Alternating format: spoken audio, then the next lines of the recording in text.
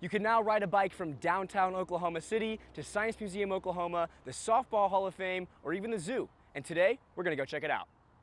Let's go see it. Let's get it.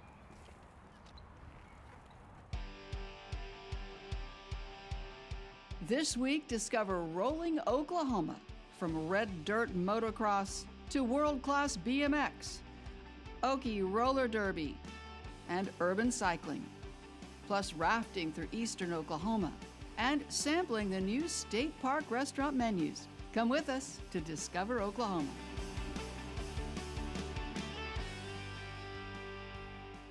Welcome to Oklahoma City's Adventure District, home of the OKC Zoo, Science Museum, Oklahoma, Remington Park, the National Cowboy and Western Heritage Museum, the USA Softball Hall of Fame Complex, and much more. Hi, I'm Dino Lalli, awaiting my co-host Augustus Cook to arrive. He's pedaling here on the new Katy Trail, which connects downtown OKC to the Adventure District. In fact, let's check in with him right now. Hey Dino, we're leaving Scissortail Park and are headed across Skydance Bridge. I'm with Ryan Fogel of Ride OKC, and they'll actually rent you a bike for this trip.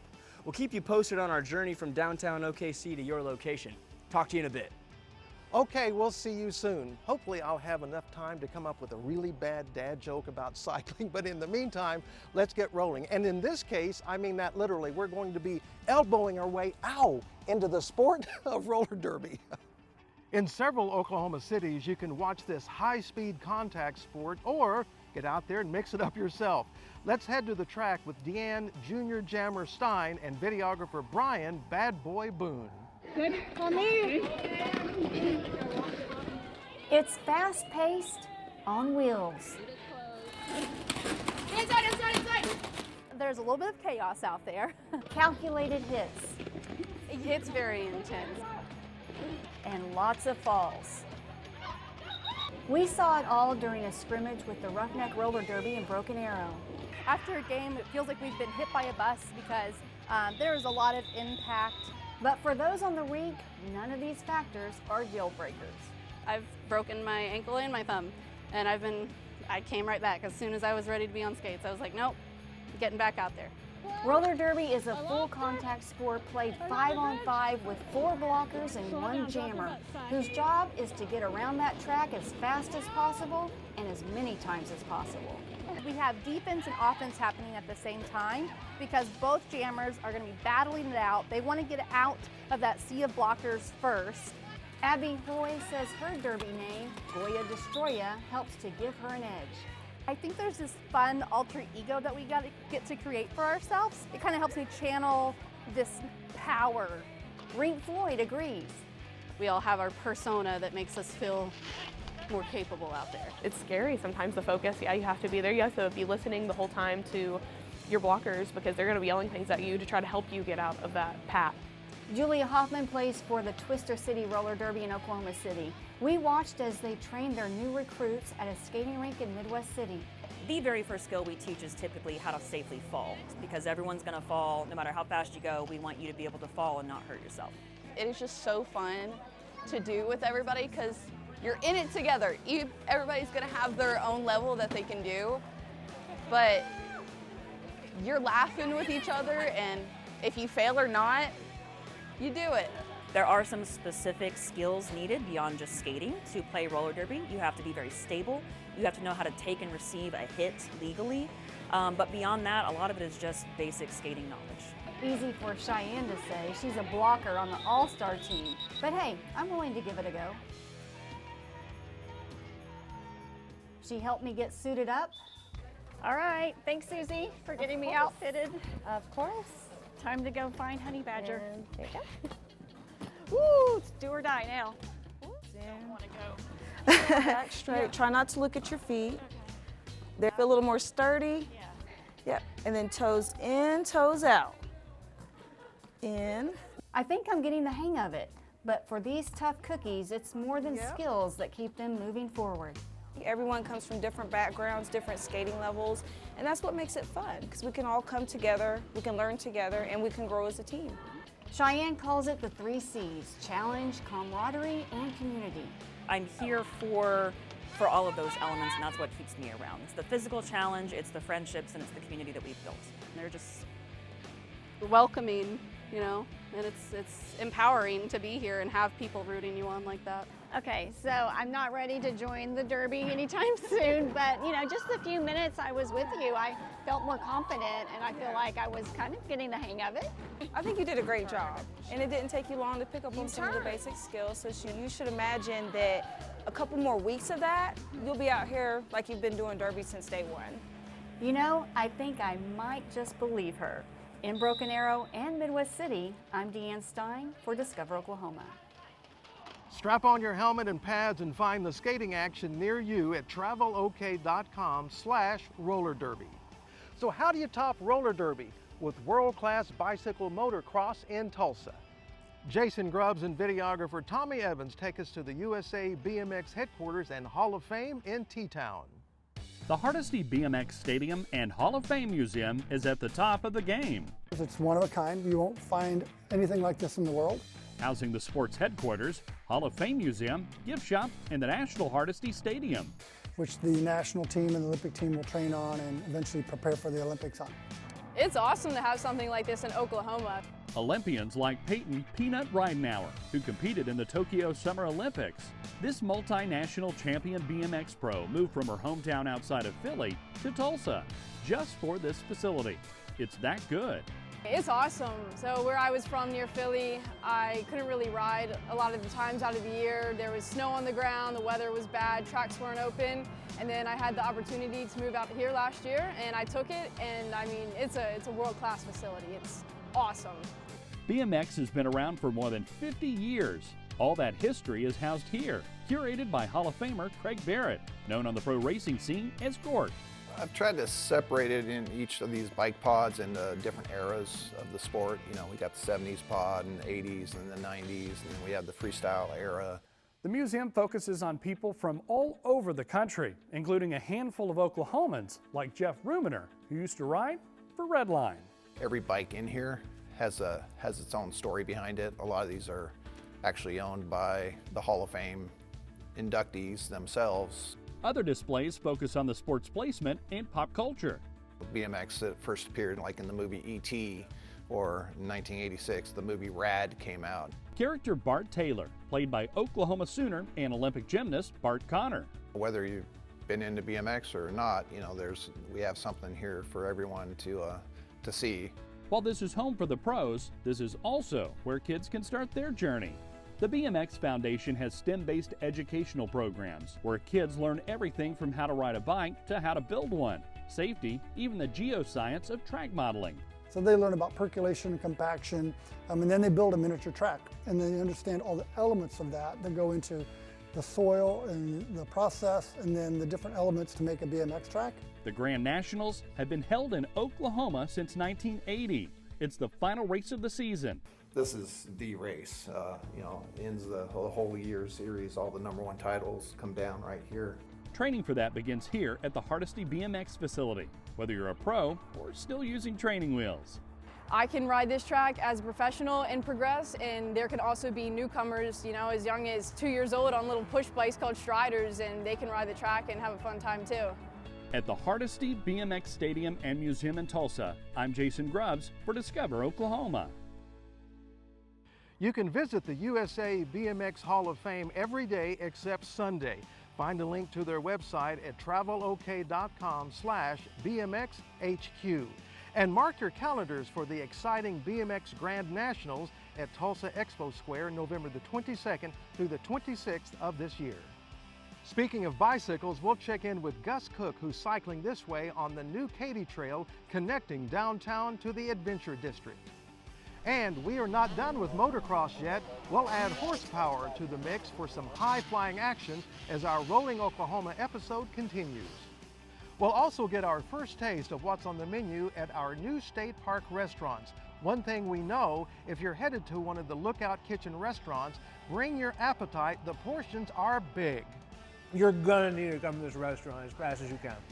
And finally, we'll roll with the flow on a scenic Oklahoma river. We'll be right back. Discover Oklahoma is produced by the Oklahoma Tourism and Recreation Department, along with travelok.com. the Oklahoma Travel and Outdoor Guides, and Oklahoma Today magazine. To advertise your business or destination, go to travelok.com/advertise.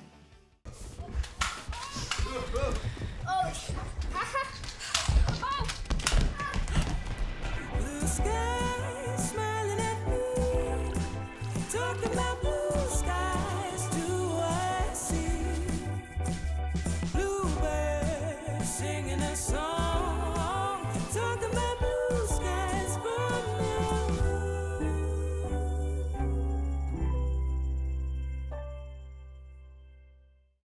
Welcome back to Discover Oklahoma. I'm Augustus Cook here with Ryan Fogel of Ride OKC. This week I'm co-hosting with Dino Lalli, and we're currently in Oklahoma City meeting up with him at the zoo. How are we getting there? So we're just going to take the promenade here in Lower Scissortail Park, link up to the river trails on the Oklahoma River, and then head back up north from the Katy Trail. Sweet. Well, let's not keep Dino waiting. Right now we're riding along the Oklahoma River. Eventually we'll turn north and meander through the Oklahoma City Adventure District. We'll be showing you some of the scenery as we ride along. And Dino, this is a lot smoother ride than the mountain biking I did, so hopefully I can stay right side up this time. Excellent plan. Gus is becoming quite the cyclist, but of course you all know the difference between a cyclist and a tricyclist. A tire.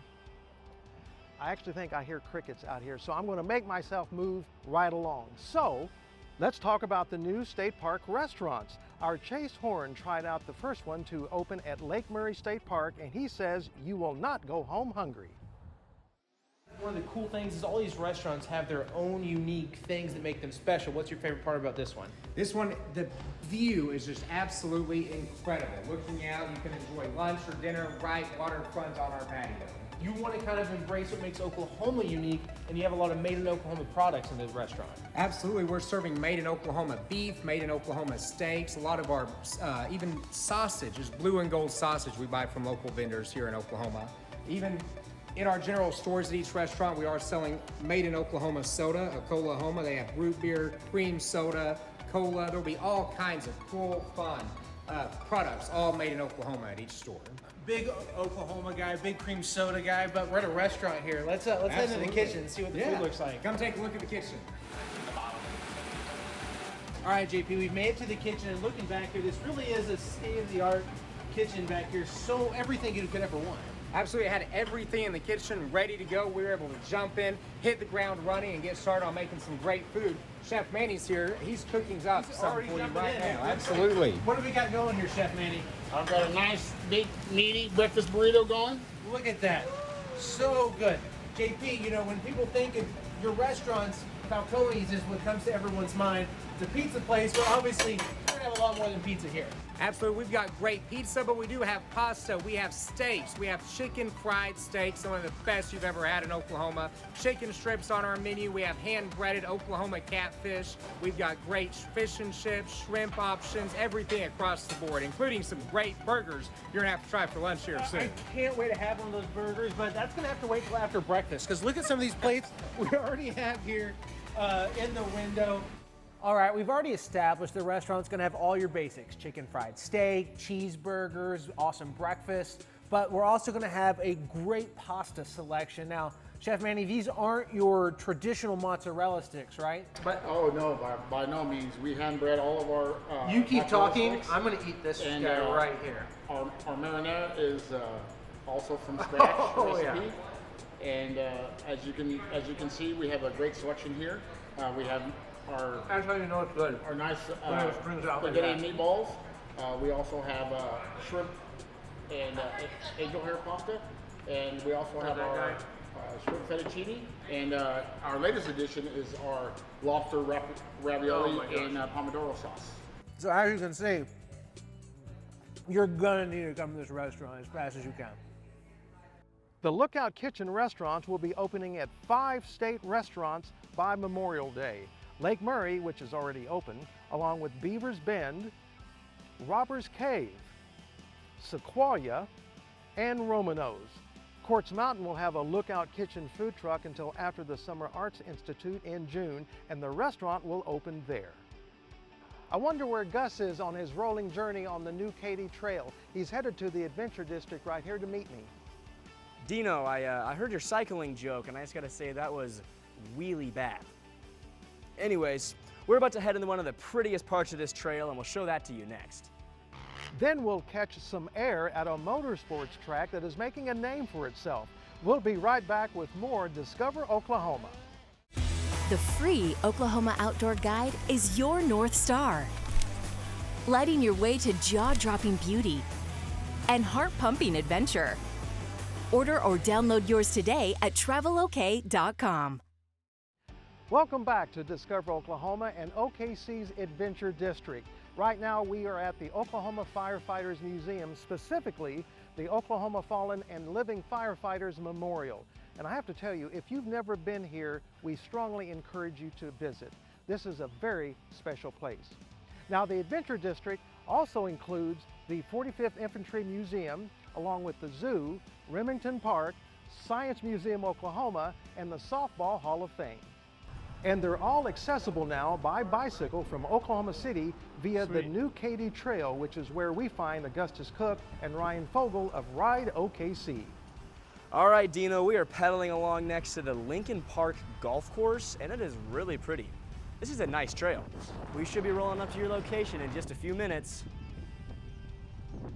Well, put the hammer down, Gus, and we'll see you soon as we continue our look at rolling Oklahoma.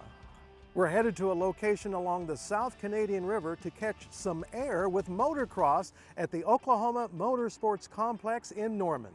So what exactly is motocross?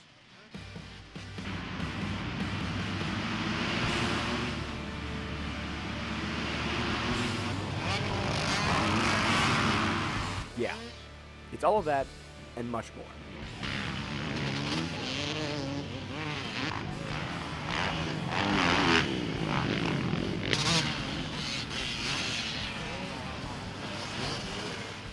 Handlebar to handlebar, high octane action at one of the premier MX tracks in the state. Just ask Kansas racer Chris Dyer. It's a great location. The track's always prime. I mean, it's a really good track. They keep up with it real good. They prep it really well, so it's always worth the drive. You know, we love coming down to Oklahoma, the red dirt. You know, so it's different for us. You know. Competitors start riding young and end up getting hooked. I got thrown on a bike when I was about 3. Just basically stuck with it.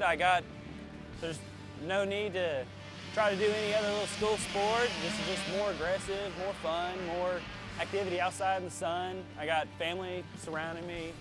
My kid, she turned 3, so her first race is tonight on those little Stasic tracks. Okay. So it's gonna be a fun night. And it's bringing thousands to Norman. There's about 3,000 people through the weekend here on a Saturday and Sunday for this. We've got them here from Minnesota, Nebraska, Texas, Kansas, Arkansas, just all over. And they like coming here. We have one of the top tracks around. Despite the competitive nature of the event, it's still a family-focused community. I mean, everybody gets along with everybody. Everybody helps everybody. Like when these guys race, the 50s go out, all the parents go out and help every other kid, not just their kid. We just kind of camp out and grill, chicken, hot dogs, burgers, whatever. And you know, they put on a lot of good stuff, water slides, DJ stuff, music, and pit bike races. So we like to hang out here at the track. But make no mistake, when the green flags drop, everybody is out to finish first. At Oklahoma Motorsports in Norman, I'm Augustus Cook for Discover Oklahoma. The Oklahoma Motorsports Complex is just off I-35. They also have kart racing and pit bike racing. If you want to make some runs around the track yourself, they rent go-karts. You can find their website at travelok.com/okmotorsports. It is starting to warm up out here. So how about a refreshing trip down the rolling waters of one of our state's most scenic rivers? That's next on Discover Oklahoma.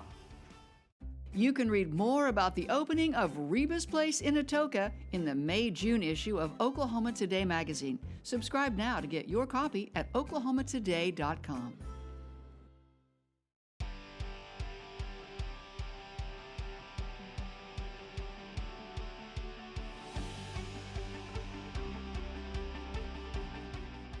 Welcome back to Discover Oklahoma. As you can see, Gus and Ryan made it to the Adventure District from downtown Oklahoma City, so I have to ask, how was the ride?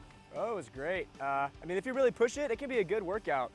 I see. Yeah, it was really fun, you know. I mean, it's pretty flat. You can make it a leisurely ride with the family if you like. Very good. Well, I got to tell you, it's warming up just a little bit. How about this? I bet you guys wouldn't mind a dip in the clear, cool Illinois River right about now. Deanne Stein and videographer Chris Cook switched from pedaling to paddling down one of our state's most scenic rivers.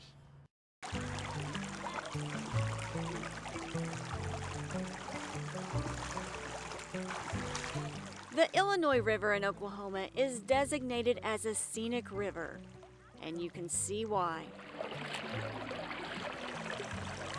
The cool water runs through some of the state's most beautiful landscapes. We don't have a whole lot of natural streams like this flowing around that we can go visit, let alone get on and float and enjoy like this. I was just a kid the last time I floated down the river, so I thought it was time for my own daughter to experience it. Along for the ride, my friend Natalia and her kids. Illinois River Outfitters got us ready for the water, then loaded us up on a bus for a short trip to the riverbank. Well, the outfitters do a great job of getting people on the water and off the water and just making sure that they have an overall great experience. The kids couldn't wait to get in. The upper river here is about 60 miles you have of good water, and we're kind of on this stretch here, this one section that's really primed for floating, and brings thousands of people every year that come to do just that. I love it. It's super hot, so it's a good way to cool off. It's a nice way to hang out with family. With the boat in the water, we're ready to get going. Well, maybe. Pulling it off the shore was a little tricky. But eventually we were floating and, of course, letting the kids do all the work. I mean, paddling. Uh-oh. Steer to the left. Looks like it.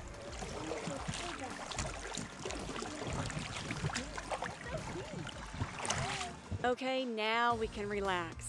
Most float trips, you know, ranging, you can go anywhere from about a 4-mile trip to a 6-mile trip, even much longer than that. We did the shorter one, I think. We lost track of time, but we eventually figured it out and drifted along with the other floaters. That's what draws a lot of people here. You know, there's not this rushed pace to try to get through this. We definitely took our time, especially after we lost our crew.